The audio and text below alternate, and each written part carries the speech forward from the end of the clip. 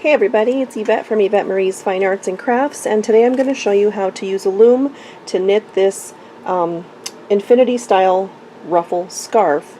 I'm going to be using the Red Heart Boutique Sachet yarn, and this one is the sequins yarn. It has some really cute little sparkly sequins around the whole thing, one of my favorite ones. And for the example we're using today, I'm going to use this particular loom here. But before we get started, I want to give you some really important tips on how to work this pattern. Basically, what I'm going to show you in the video is how to cast on, how to work the pattern, how to finish it and cast off. But you're going to, and then you'll take that pattern and you'll use it on whatever size loom you choose for your scarf. And I'll tell you why right now. This particular scarf that I made here for the sample, I used this loom, and in doing so, this particular loom, if you measure around the outside edge of the pegs, is 35 inches round. When I finished the scarf and cast off the scarf, the inside circumference that you would actually place over your neck or over your head and then place on your neck as a scarf is only 22 inches long, or circle in the center. So I lost a good 13 inches in the process of creating this scarf. I believe one of the reasons for that is because unlike regular yarn when you work on the looms, this particular yarn has really no stretch to it. So you'll see this doesn't really stretch at all. It's very stuck in the size that it creates. Unlike when you're working with a loom and a regular yarn, normally your normal yarn has a little bit of elasticity to it, and even though when you use a loom, your yarn, once you create like a hat or whatever, it'll come off the loom and kind of shrink in. You can stretch it back out to fit the loom, or sometimes even fit a little bit wider than the loom. Not the case with the ruffle yarn here. So what I recommend, once I show you the pattern and how to work it, you can use this pattern on any other loom, and I'll show you the one that I actually recommend using first. I actually recommend using this loom here first. It's a Martha Stewart set. It's like a kit, and it has all different size pieces in here to piece together to use as a loom. And what you'll do is you'll actually use every other hole to place your pegs in, and that will give you this about the same size pattern as if you were to use one of these round looms like this here, the standard looms that I have that I'm using for the video today. And this is actually the one that I created the original pattern on, and am able to use it on this loom just fine. So this particular one that I pieced together here is two of the round ends, and you can either use one of these nice long ones in the middle, or you can piece some of these other smaller ones together to create a nice long loom. And you can make it bigger than this if you want to. This particular one that I recommend is 51 inches in circumference on the loom. Once it shrinks up to the length you'll actually place over your head when you finish it, it'll probably be about 35 inches or so. So that'll give you a hint on what size loom you might want to start with. Now, if you want to, you can also use one of these looms here, and you would use every peg, including the corner pegs. The only reason I don't recommend these is because, well, the set that I have, they may have longer ones, but the set that I have, you can see it's pretty long here. It still makes a shorter scarf. It'll probably make a scarf that would go down to, I don't know, maybe between my neck and my bust or breast area, like the center of my bust or breast area. This one's going to come out a lot longer, so that it will probably come down, whoops, excuse me, a little more like centered to my breasts in that area, lower on my chest. Or you can even use the Martha Stewart one to create a square one and just make it a lot longer instead of using the round ones on the end, if you choose to work in that fashion. And you can, it'll be a little easier to make your choice after you watch how I actually work the pattern in just a few moments for you. So for today, you're going to need your yarn and you'll probably use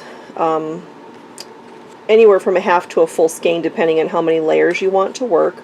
I'll show you just how to work a couple layers on the pattern in the video. You can place however many layers you choose to make to place on your scarf, and the more layers you make, the deeper it'll be from here to here. So you'll just keep creating layers. So you'll want to stop wherever you feel comfortable. You'll also need a pair of scissors, and you will need your little loom hook to work with, and you may or may not choose to use a yarn and a needle at the end, needle and thread at the end to stitch the last couple, just to stitch down the ruffle in the back of the scarf.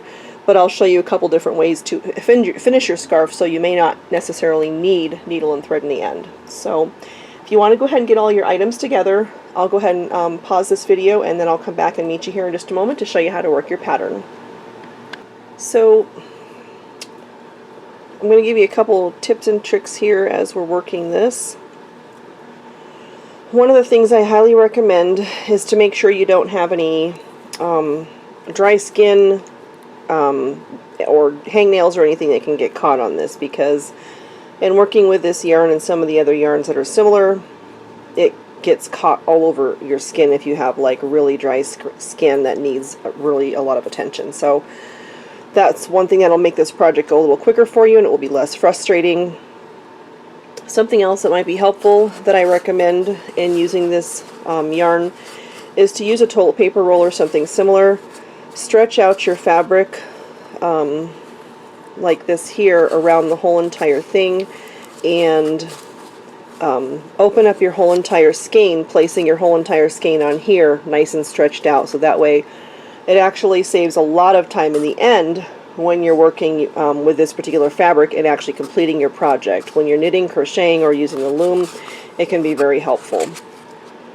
So just for time's sake, I did not do that today for this video, but it is something I highly recommend when you actually start working your scarf. So the next thing we're going to do is, when I work with this, I usually have it on my lap so it's nice and close, and I can actually pull this up in different positions as I need to when I'm working with it. So you'll probably want to make sure this is on your lap. It's not on my lap right now, just for the camera angle. It's kind of a little difficult to get there, but I think we can work with it this way too. So what I normally do is I will bring this up from underneath here like this, and I'll usually grab a few feet on my lap in a little ball area. Otherwise, if you're working with it and you're pulling it over the top like this here, it gets stuck on these little pegs really easy, and you're constantly pulling it out of the pegs. Now, I'm not going to say it doesn't happen when you're working with it from underneath too, but it happens a lot less. So to start your pattern, I'm going to be working with every third hole, and I'm going to be using the second row down here. I'm not going to be using the first row like I do with my regular knit and crochet versions. I'm actually going to be using the second ladder down, which is this one here. I'm going to take 7, I'm going to count over 7 holes, 1, 2, 3, 4, 5, 6, 7, and I'm going to fold towards me on that little strip there. That's going to leave me with this first one to place over the first peg. Then as I'm working this, I'm going to work with every third one, so I'm going to skip 2 in between each one I use. So that's why we folded over 7, because it'll give me this first one. Then I'm going to skip these 2, and I'm going to work into the third one, placing this third hole over the second peg. And then I'm going to skip the next 2 here, and I'm going to place this third loop or third hole over the third peg. So I'll show you how we're going to do that. Let me just... I'm sorry again, this is normally on my lap, so it's just much easier to work. So this is our little peg we use to just kind of hold the yarn on while we're working. I am right-handed. I'm going to be working towards the left. If you're left-handed, hopefully you can pick this up pretty quickly too, even watching it in this manner, and you'll just work in the opposite direction. So I'm going to place my first hole or loop right there on that peg that's right next to this one here to the left. Okay. Then I'm going to, and the way that I work it, let me see if I can get this closer. The way that I work it when I'm working it is I hold my hands like this so that I can stretch this out as I'm working. And that way I can just count 2, put the third one over. 1, 2 skipped, put the third one on. Oops. Now those first couple are a little tricky just because they have the double layer of yarn on it. The rest of it is usually really, really quick, moving around the whole thing as you work it.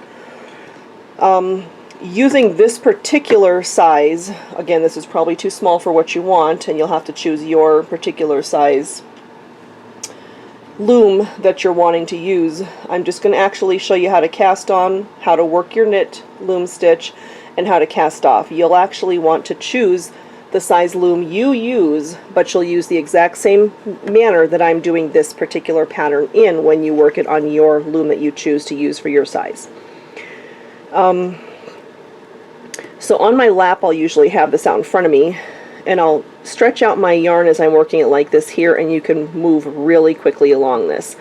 When I made this one here, the 5 rows, the one I used for the sample, and I used this particular size loom, it took me maybe 15 or 20 minutes to make that whole thing. So it's really a quick pattern even in using the larger looms. Okay, so let's move along. We're going to skip 2, place 1 on. Skip 2, place 1 on. Skip 2, place 1 on. And when it's on my lap, usually by going kind of holding it down like this here with one of my fingers, you can very quickly, I'm going to move my hand over this direction, you can very quickly go like this. And your thumb right here just kind of pulls down the fabric, and you'll need it to keep twisting around your loom and just skip 2, keep skipping 2, placing 1 on. Skip 2, place 1 on. Skip 2, place 1 on. So that's a really simple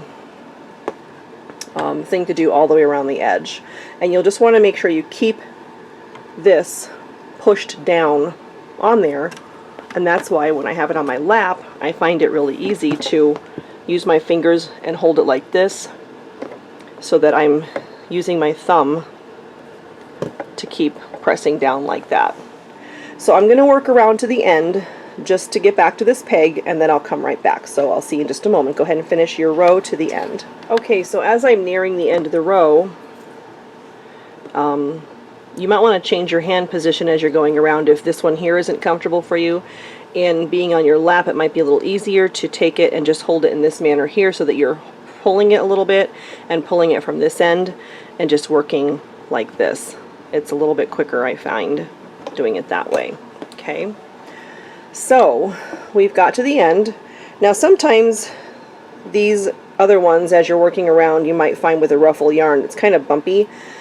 So some of them tend to lift off a little bit. Just gently place it back on before you place your second row around the edge. I'm going to pull this a little bit out here.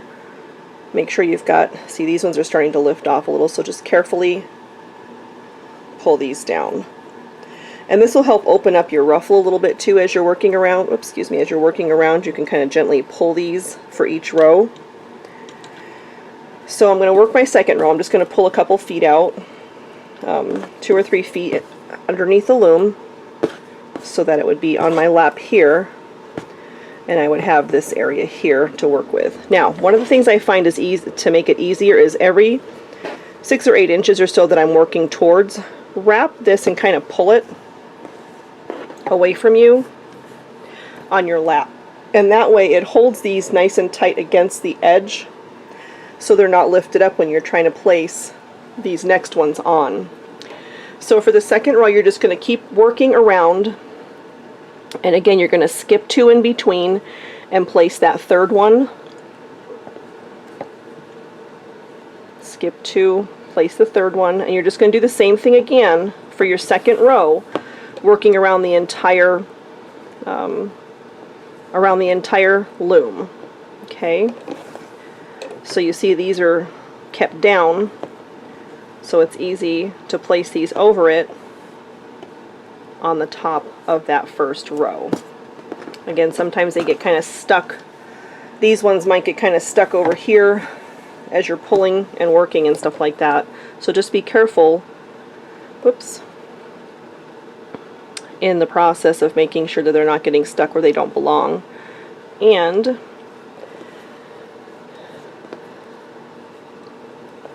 what I'll do is I'll just go ahead and work around to the end, keep working every other, or skipping 2 stitches, working the 3rd stitch around the whole entire thing, and I will meet you back here at the end to show you where to go from there. Okay, so I've gotten around to, oops, I went one too far. So I've gotten around to the last stitch. So I've got 2 on every single one of them, ending on this stitch here.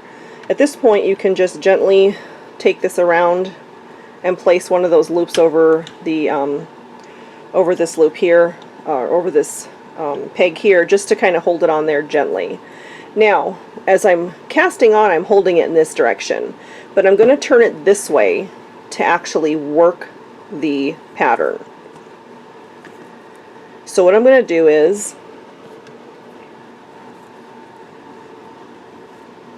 I'm going to take the loom in my hand like this here, and I'm going to, with the back of this, with this part of my hand back here, I'm just going to gently pull around like this so that it pulls these loops to the bottom a little bit more. And then I'm just going to carefully, making sure that I'm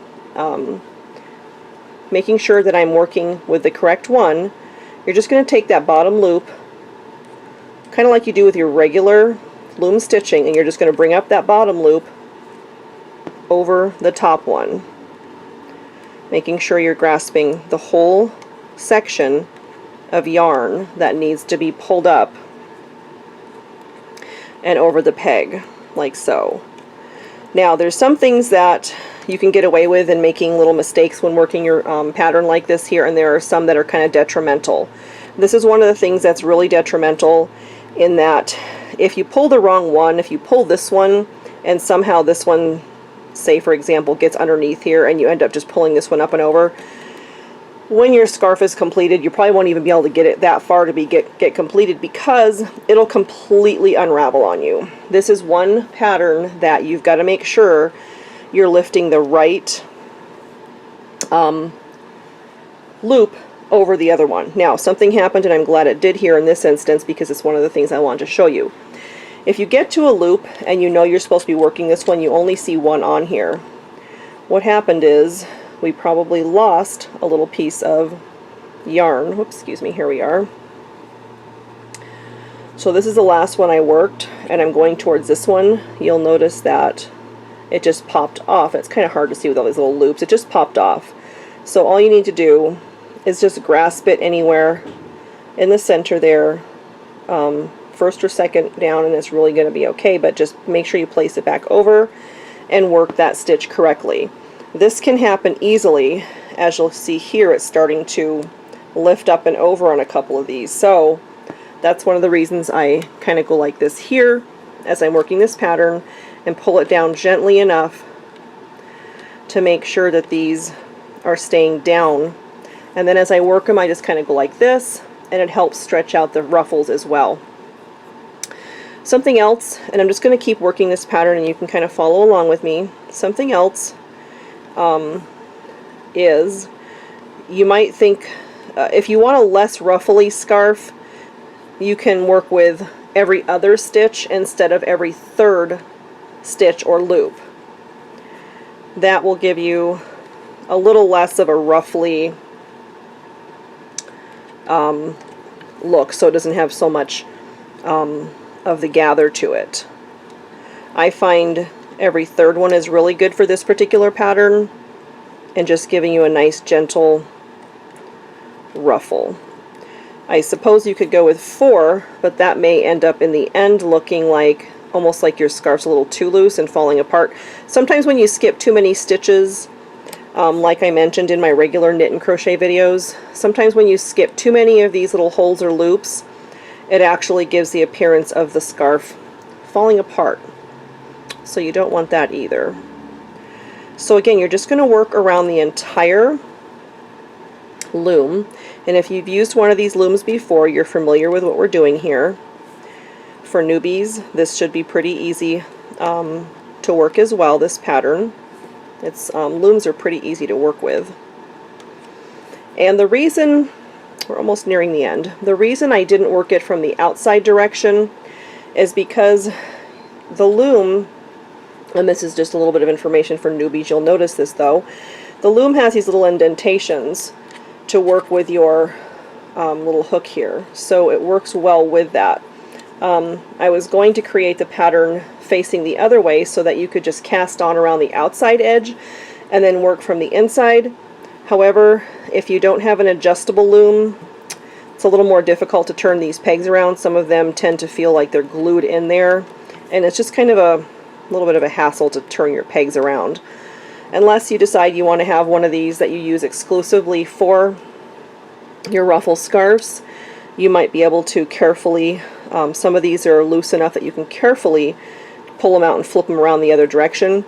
Then you could work your pattern from the outside of your loom instead of working it from the inside like I did, where I placed my yarn up through the center and cast on in the inside instead.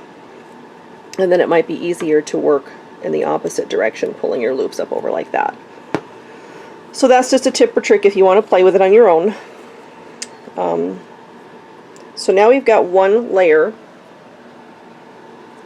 actually two, including the cast on layer of your ruffle scarf. Now, just another thing to let you know, we're actually working this backwards. When we take this, once we cast off and take this off the loom, we're going to flip it over so that you're basically going to be wearing it like this here. This is sort of making it, we're making the layers inside, but once you take it off the loom, you're going to flip it over like this here and flip it backwards basically and wear it. So this will be the top, this will be the bottom hanging, and you'll see that your layers are going to keep going like this. Okay? Alright, so that's your pattern. That is how you work the entire scarf. You can place, I'll show you in just a moment how to cast off, don't worry about that, but you can place however many layers you want for your scarf, however many layers of ruffle you want for your scarf, like this here, and just keep doing this one round after another, one round after another. Like I said, usually I'll do like 5 or 7 rows is good for a nice ruffle scarf, but you can go even a little bit thicker. And another recommendation I have is you can even do it a little skinnier if you want to. If you don't like a lot of layers too, you can just do like, 3 or 4 layers or something like that as well. But I think most people like the layers, the ruffles. Alright, so let me show you how to actually cast off. I know we've only got 2 rows on here, but again, you'll just keep working on your particular size loom that you choose, and I'll show you how to cast off now just to shorten this video. Casting off is pretty simple, and I'll just show you a few of the stitches, then I'll skip to the end to show you how to finish it, because this is really easy. So what I do is, I take, you're going to be using your fingers along with your little hook here. Now, since this is the beginning where I started to the right here, again, you'll notice when you turn it around this way, that's how I started, and then I actually loomed to the right. I'm going to take this last stitch right before it, and I'm just going to gently and very carefully place it over the top of that one. Then I'm going to pull the bottom one over the top like so.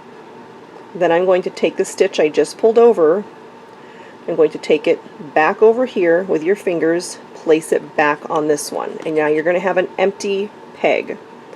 This is where you're going to start seeing that you're going to, this is where you're going to start seeing you're going to cast off. This process you need to be very careful with, because if you skip one by accident, your whole entire scarf will be ruined and it will completely fall apart if you don't catch it correctly And these are what your edges are going to look like in the end. Okay, just want to show you before I keep going on the pattern. It almost looks like a little like a crocheted edge. Okay, we're going to do that and around the entire thing. So I'm right-handed. I'm going to continue working to the left. Just going to take that you're going to hold on to this one for now. You're going to take this next one, place it over the peg, take the bottom one, lift it over the top, and then you're going to take this and place it back to the left again. We're going to keep working this same thing around the entire edge, taking this one, placing it to the right, pulling over, taking this off, placing it to the left. You'll see down here we're casting off, we're having empty pegs now. Okay, and you're going to keep doing that around the whole entire thing. Make sure you're taking the correct one and placing it to the right again, so you don't have to start your whole scarf over. Because once you pull one of these stitches and it releases where it's not supposed to go and it pulls out, it literally falls apart within seconds, the entire scarf. It's that easy for it to, oops, fall apart. We lost one here.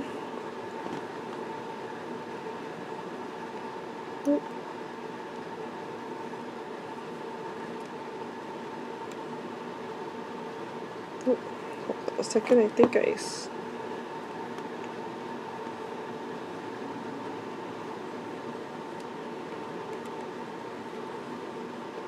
and this can be tight in some of these areas too.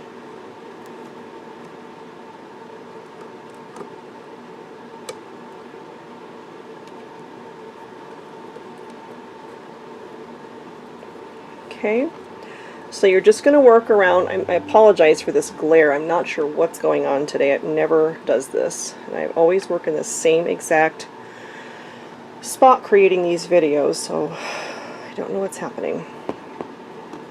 So I'll try to move this to the left a little so you can see. Again, we're just taking the one to the left, placing it over the top, coming over, and then lifting this back over to the left peg. Okay, so I hope I didn't lose too much of that off camera. Okay, so what I'm going to have you do now is go ahead and work around to the end.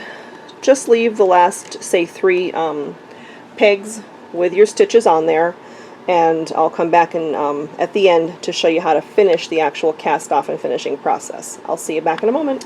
So we've got 4 stitches left, and I just want to mention quickly before I forget, because I neglected to mention this before. If you choose to use your entire skein for a really nice thick layered ruffle scarf, make sure that you've got maybe 10 inches or so at the end left. You can pretty much work up almost to the end when you're doing this before you do this cast off process, and just leave like a 10-inch tail for the end portion that we're going to do here in just a moment. Okay, so I've got otherwise, if you're just working specific number of layers and you have like you're, for example, doing 5 or 7 layers and you have like half your skein left almost, you can work up to this point and then wait to cut your tail till you're almost done, or you can cut your tail to about a 10-inch tail before you start this cast off, right before you start the cast off process, and that way it's not still hooked on to your skein like mine is here, or shank or ball or whatever you want to call it. Okay, so I'm just gonna work these last, few stitches with you carefully, because now it's getting a little slippery because it's already pretty much off the loom. So since I'm not holding this like I normally do on my lap, it's a little bit trickier in front of the camera here. So I do apologize if I'm going a little slow and funky here. Okay, so I've got my last 2, and that one came back over like it wasn't supposed to. Okay, so I've got my last 2 stitches, and I'm just going to do the same thing with these last 2. The only difference is I don't have to pull that last one over at this point because I've just got the one left. So I have not cut my tail yet, so let me cut the tail, and I'm just going to leave about a 10-inch tail, and Nope, I thought I had a crochet hook handy, but I guess I don't. Oh, here we go. Sorry about that. Didn't realize I didn't have a crochet hook handy. So what I'm going to do is I'm just going to very carefully take this off and place it, oops, take this off carefully, placing it on my crochet hook, excuse me, and then we can lift this up. So now I'm going to grasp that tail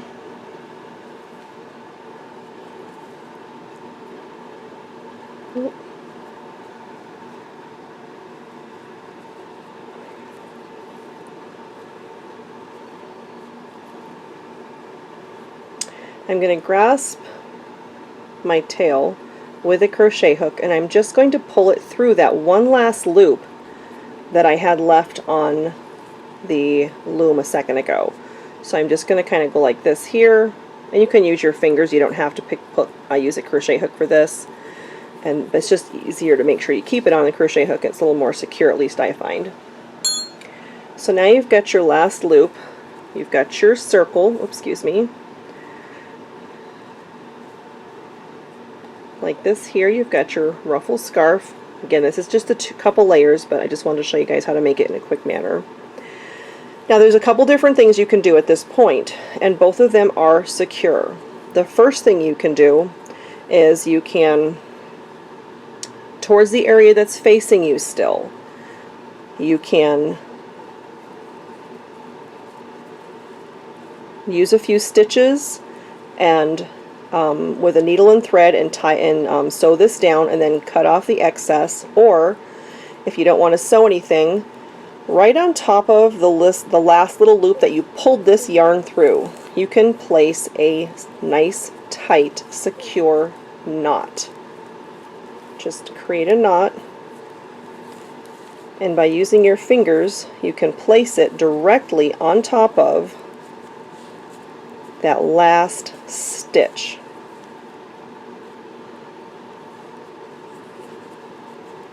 You kind of have to be careful when you pull it, because then you've got all this thickness, so it'll pull. But then all you have to do is just make sure it's nice and tight and snip right here. And you might even want to just take this and tie it or sew it down, that way it doesn't stick out. So now what happens is, I want to show you, as we created this, this was on our loom.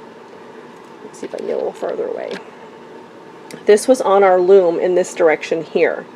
In order to wear this, you're just going to flip it the other way so that this is your top area now, and you'll see that the layers are kind of like a ladder. They're on top of each other, and one's a little higher than the next.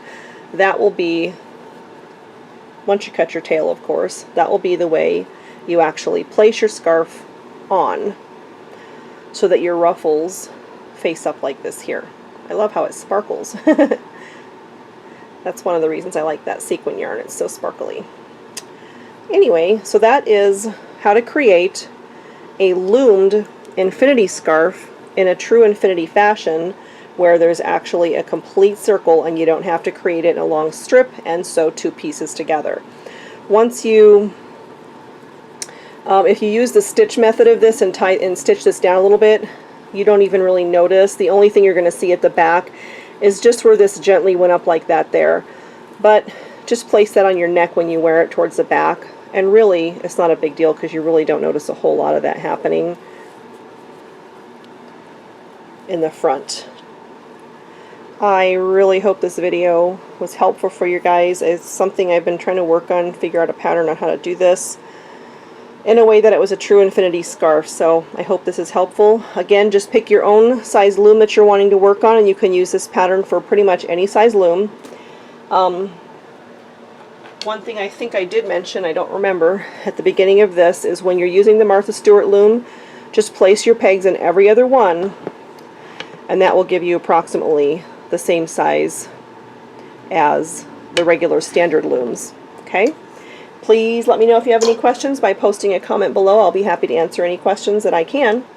Thanks so much for watching. Have a great day.